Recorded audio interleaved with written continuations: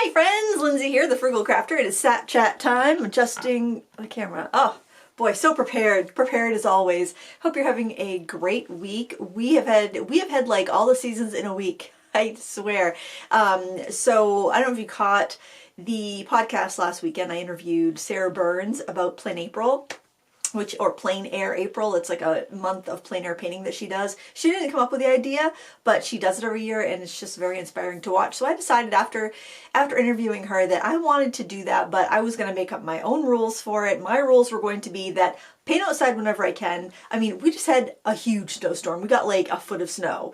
So that's just not going to happen every day. Paint as often as I can. Paint outside as often as I can. When I can't paint outside, take photos, because I walk outside every day with the dog, take photos to paint from.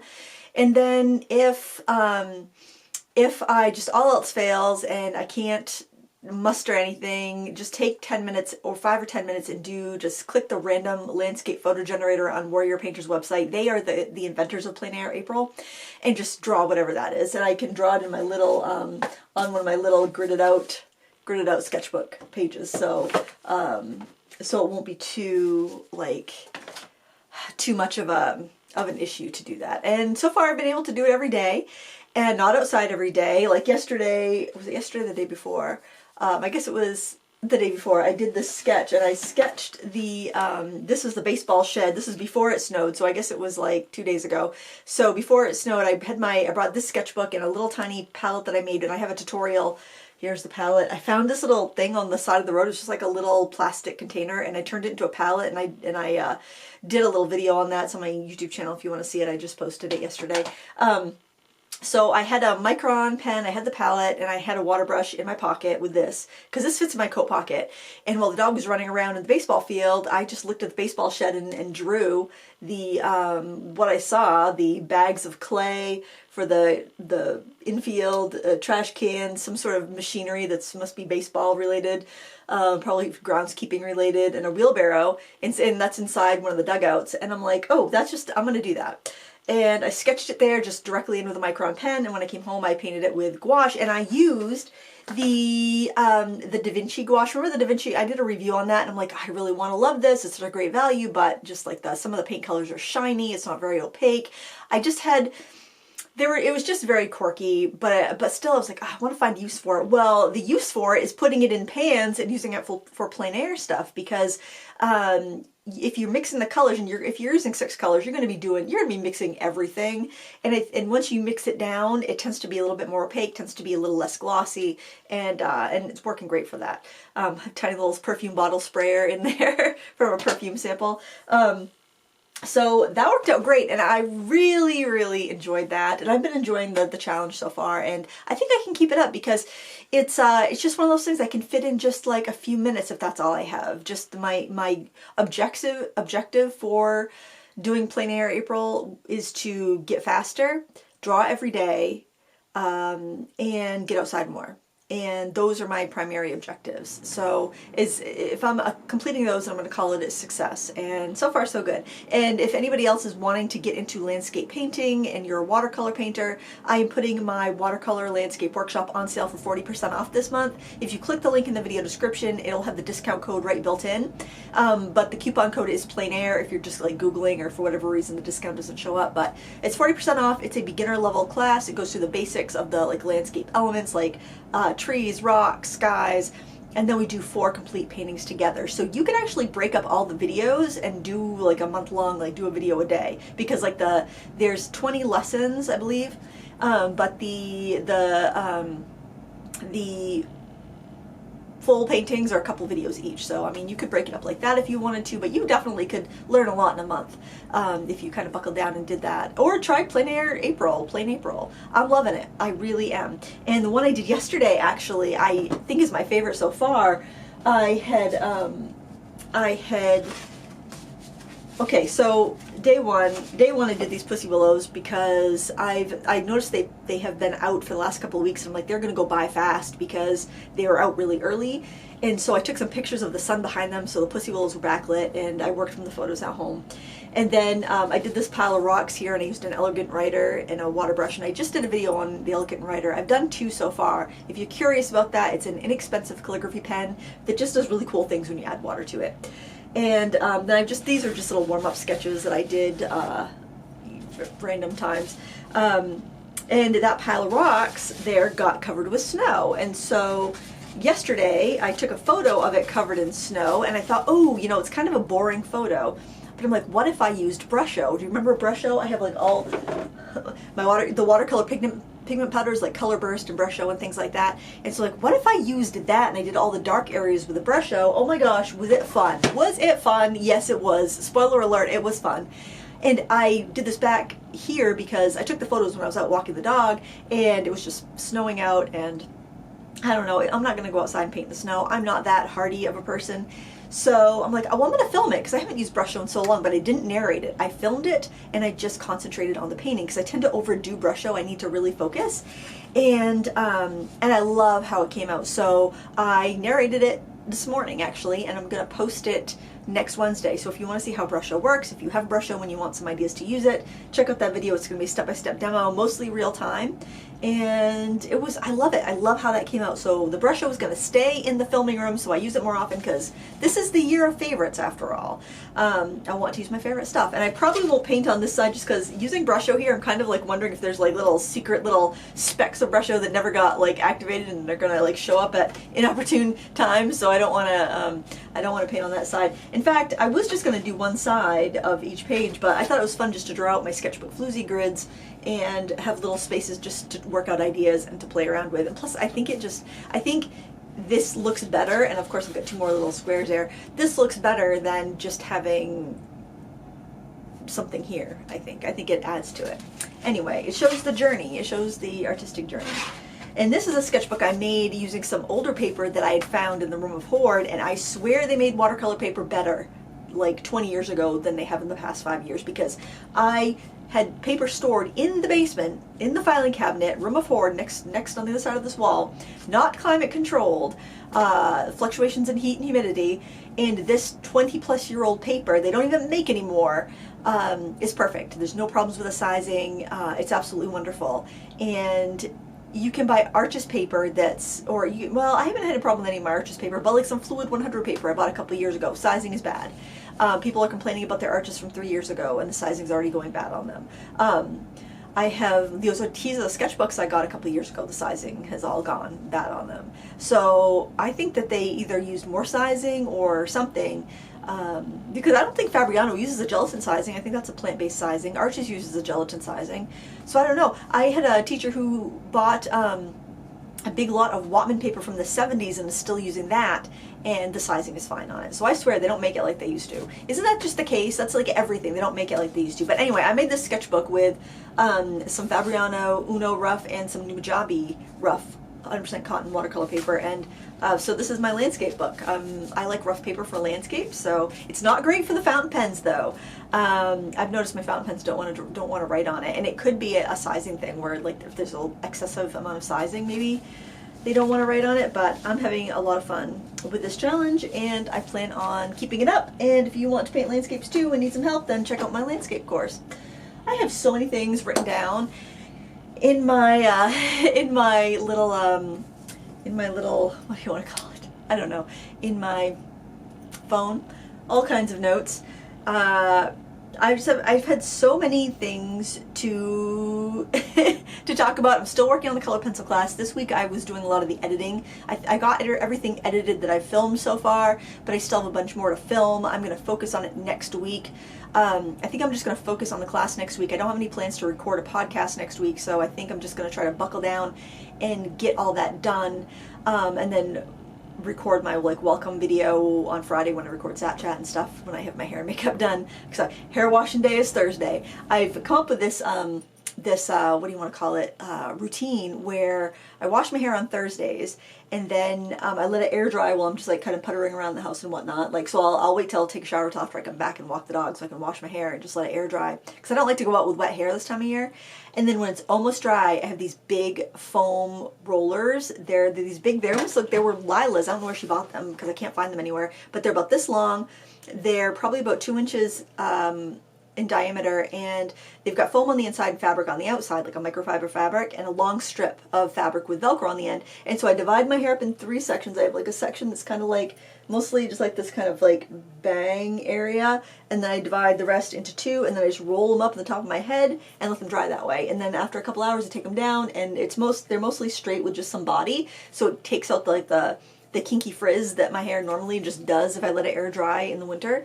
And that hairdo will last for the week. I do go in with like a really large barrel curling iron and just kind of, I don't know, smooth it out a little bit on Fridays, but then, I mean, I don't really do anything to it until the following Friday, so that's been working really well for me. If you have long hair, that might work well for you, and then it can reduce the amount of heat that you have to put on your hair, which if you color treat your hair like I do, it can make it more brittle and more damaged, so I don't feel like I have much damage now. There has been times where, especially if I was changing a hair color, where I seriously damaged my hair, but this seems to be really gentle with it. So I want to recommend that for anybody who's got longer hair, who likes to color treat it, or just wants to be a little gentler with it, doesn't want to fuss with, you know, heat styling products that much. I wouldn't have to use the curling iron. Actually, I probably wouldn't if I wasn't filming today.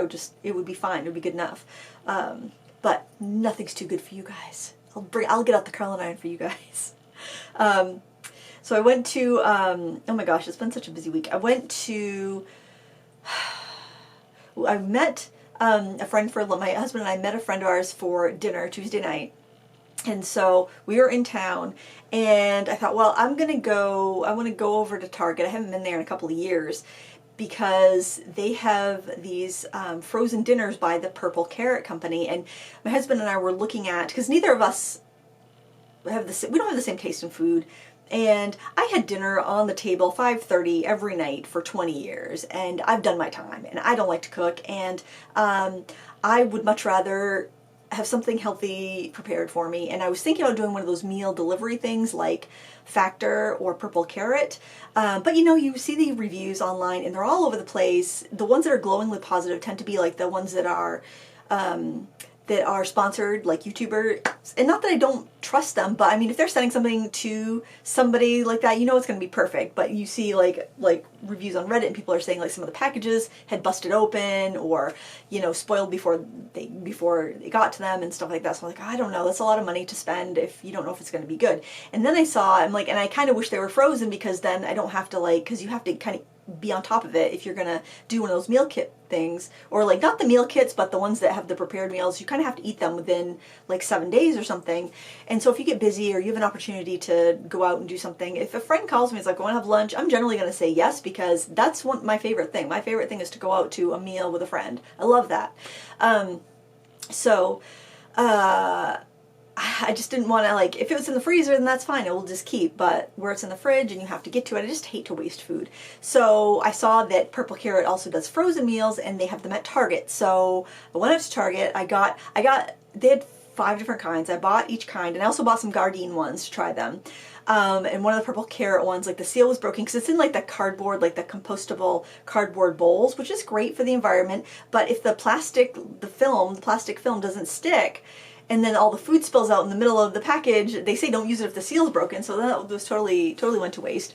But what I've tried so far has been good. I've tried 2 of the meals so far. But anyways, while I was there, I found this, which I feel kind of foolish for buying this, because I'm trying to be so good, but I thought plein air, wouldn't this be great? This is, and it's under $10. You can get them on Amazon too, they're a little bit more, but this was under $10 at Target. It's a container. You could put watercolor paper, watercolor palette, spray bottle, brushes, whatever you want, and then you could tape your watercolor paper or clip your watercolor paper to the surface to paint on. But I was also thinking that I could put stuff that I've sketched in here. I could sit on the couch with this on my lap, and I could watercolor or draw or whatever. It just seemed like a really cool thing. Totally an impulse. Did not go for it. feel a little foolish, but I just thought that might be a really good plein air idea for somebody. It's so lightweight, and you could like tuck it in like the pocket behind your seat in your car with like a sketch, like, because you could put like a 5x sketchbook there. This is like 9x12, so you could put a 5x sketchbook, a little watercolor palette, some water brushes, paper towel. It would hold all of that, no problem. Or you could even do larger sheets of paper, and you could have, you know, do something different. It's just even a larger block of paper would fit in here. But if you want to have all your supplies in there, it just seems like a really great thing. And then you get the surface to work on.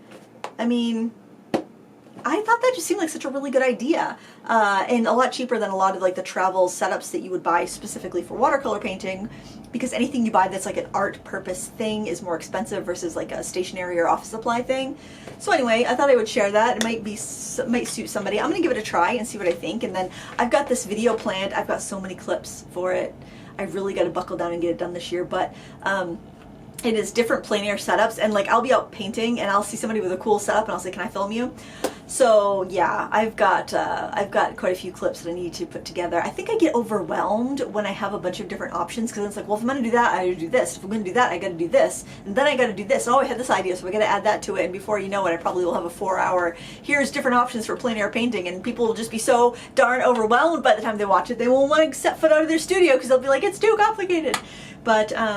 But yeah, and then I pick up trash on the side of the road and turn it into a palette. So I don't know. I think maybe I'm just a maximalist. I tried to like be a minimalist, but I just don't think, maybe that's just not in my blood. I don't know. But I have to say the creative ideas have been flowing this week, which is great. So maybe I was just kind of in that creative idea stupor, and I grabbed that. And some and some purple onion and Gardein meals. I have to say I'm liking the purple onion more than the Gardein frozen meals because the portions are a little bit bigger, and that's the other reason I wanted. Oh, trigger warning, I'm going to talk about portions and calories. If you want to skip ahead a few minutes, please. I don't want anyone to feel bad or be triggered by anything I say. But so just comparing, I have a big appetite, and I would like to drop a few pounds before summer, definitely before I go to France, and I just need to reset every once in a while, because if left to my, I don't emotionally eat. I eat when I'm hungry, but then I have a hard time like stopping sometimes because I'm hungry, and I think I'm missing some sort of trigger in my brain that like says, no, you've had enough. Like, simmer down. So if it's something that's pre-packaged and pre-measured, that's really good for me when I'm kind of feeling like I'm a little off the rails. So the purple carrot options are all plant-based meals. They are higher in calories than the Gardein ones, but I don't feel like the Gardein ones are satisfying enough. Like I did it was like they're all the like the meats are like made out of plants. So I got the meatball marinara. So it's not real meatballs, obviously, it's the Gardein meatballs, and it was tasty, but it was such a small portion that I mean, I ate it and that was my meal, but I definitely felt like, oh, I wish there was more. I'm still kind of hungry. I mean, it was fine. I was fine. But the purple carrot meals seem to be a little heartier, and maybe like about 100 calories more, or 50 to 100 calories more than the Gardein ones, but they're so much more satisfying. So I think I'm going to go try some more purple carrot ones. And actually, I did contact Purple Carrot on their like customer service thing, where like one of the meals was busted, and they're sending me a coupon for a free one. So I'm happy with the customer service. I sent an email. They don't know who I am. Not that I'm like important or anything, but I just sent just like filled out the contact form and sent pictures of the box and the code and stuff so they could see it. And I got an email back within half an hour. I was really surprised. I didn't want to call the 1-800 number and be on like hold forever. And it was like $5. I mean, that's petty, but you know, I hate wasting food. I hate wasting money. So I did call about it. But I was happy with that customer service. So that kind of, and I know it's not going to be the same company that does the meal kits probably, because it's like ConAgra Foods that does the frozen ones. But I felt good about that anyway, that you never know. I feel like that the true test of a company is how they handle when things don't go right. And I was pleased with that. So I will be more careful when I buy one. I will shake the thing and make sure I don't hear a bunch of loose, noodles, like loose beans or something in the box. I wasn't very, didn't even think about that when I was buying it, because I typically don't buy frozen meals. So Actually, I don't think I've ever bought frozen meals before, but I don't like to cook. I want something healthy. I want something portion controlled, and I think that's going to fit the bill. So I'm thinking about doing the meal, their subscription. We're going to try Factor, but there's not very many vegan options in Factor. There has been 2. There's 2 on the first week that's coming, and then there was 3 for the following week. So maybe it'll be good enough for Jason and I to split. But my son was doing Factor with his girlfriend, and they're really happy with the meals that they've got. It's a little pricey, not as expensive as eating out, but you know, honestly, when I see what I spend on groceries for just the 2 of us, and then sometimes stuff doesn't get eaten, I think it might be actually more affordable and less waste. Because I mean, even though the stuff comes packaged, every ingredient you buy comes packaged from the grocery store, so I think it's kind of a wash. I don't know, maybe I'm just justifying my laziness, but there are certain things I want to spend my time doing. I want to spend my time plein air painting. I want to spend my time, you know, doing fun things. I don't want to spend my time cooking. And for those that love cooking, I am so glad you love cooking. Everyone should love what they do. And I feel like I've done my time. If I never had to cook another meal in my life, I would be fine with it. So there's that. Oh, and if you want to talk about other ways I fell off the wagon this week, and if you are skipping ahead to see when I'm done talking about food, I'm done talking about food. I had gone into Ocean State Job Lot a couple weeks ago. I was looking for bird seed because our feeders were needing to be refilled, and the big bags of like black sunflower seeds haven't been available anywhere. And it's like when we get the wild bird feed mix, the birds like spit out all the other seeds. They just want the sunflower seeds, and then they have all the seed on the ground. So we tried to just buy the black oil sunflower seeds, and they were out. But anyways, the last few times I've been to Ocean State Job Lot, they have been sold out of these $2 palettes. I really like these. They're kind of expensive on Amazon, but they're $2 at Ocean State Job Lot. And I really like these because if I'm trying out a new set of paints, like because I review a lot of paints on the channel, I want to have a little palette to put them in. And these are great. Or if I have a friend that's like, I want to get into watercolor, what should I get? I'm like, hold on a second, let me put some in the palette for you. You could try it out. And if you like them, that's this brand before they spend a lot of money. Or I could do like a little, you know, sampler for somebody to try, or if I'm doing a class and somebody doesn't have anything, I can make up a palette. So I like these $2 palettes for that. And I'll just show you. You've probably seen them if you've watched any reviews I've done of like tube paints, but it's just a simple folding palette. It's got 10 spots. I use these for like when I sharpen my Caran d'Ache watercolor crayons or woodless watercolor pencils. I'll use these for sharpening them into and then spraying with water, so I make a little palette, and I'll keep that with like my pencils. So just a really handy little thing, $2. It's nothing fancy, but I got 5 of these because I hadn't been able to find them for the longest time. They've been sold out. So I was happy to see that those are back in stock at the Bangor Ocean State Job Lot anyway, if you are local and looking for them. I imagine they probably have them at other ones too. And then, and this, I don't totally take the blame for this because Amazon had their big spring sale, and whenever there's a big sale, I will do, because it's requested, I will do a list of deals that I find, because usually the ones, if you click on the spring sale, you look at deals, those are not the good deals. You have to hunt. And because a lot of times major brands like Sennelier, sometimes Winsor Newton, sometimes Schminke, they will put their products on sale too to kind of compete and show up, but they don't get served on the algorithm, so I will just hunt. And I found a set of 3 of these. It was $13 for 3 of these. Here are the other 2, right here. And I was thinking as far as gouache. This is foolish. I don't need these, but I was weak. And also I thought these might be worth recommending because I've seen other leak-proof palettes that they're just not the best. I haven't found them to be the best because there's like not enough space in them. So there are 24. It's almost like the jelly cup containers or slots, but it's a little bit smaller than what your jelly cups would be, I would say. Or maybe they're not. Maybe it's about the same size. But like you could squirt your tube paints in there, whatever type of paint you want to use, I think, in there. But I was thinking gouache. I think acrylics too would work.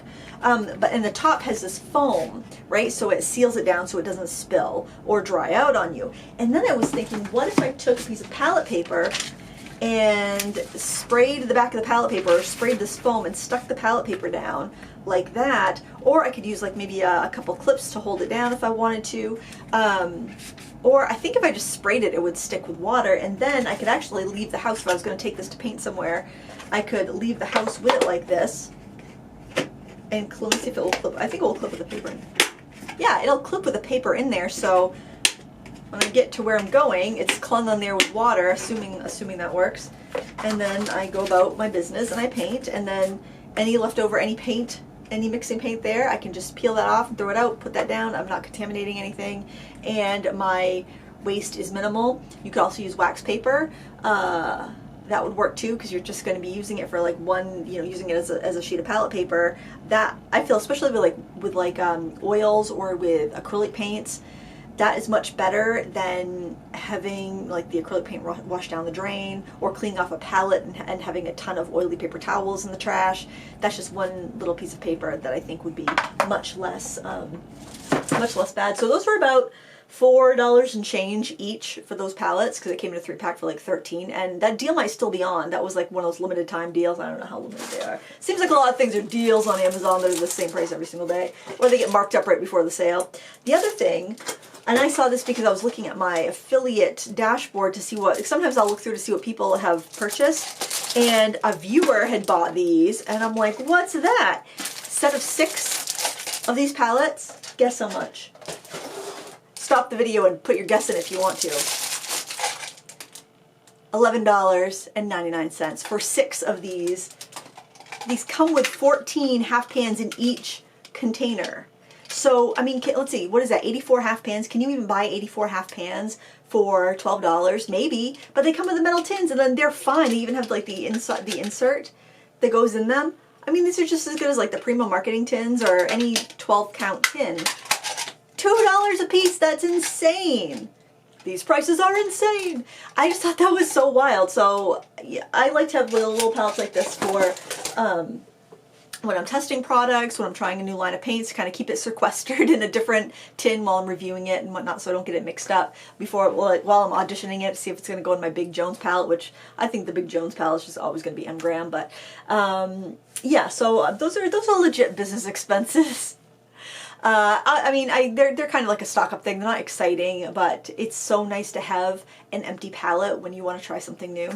And yeah, that's my story. I'm sticking to it.